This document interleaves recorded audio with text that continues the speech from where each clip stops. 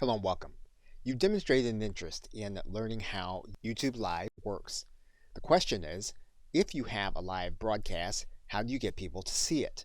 Now, you may already recognize that having someone watch your live stream while also seeing all of the other videos that are going to be available suits the platform well, but may or may not suit your business or organization well. So it's necessary to look at a number of tools that you have at your disposal within YouTube as well as outside of YouTube to get the word out about your live stream.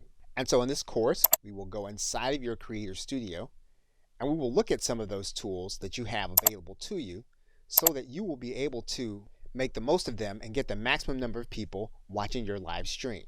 So we'll look at your channel customization tools.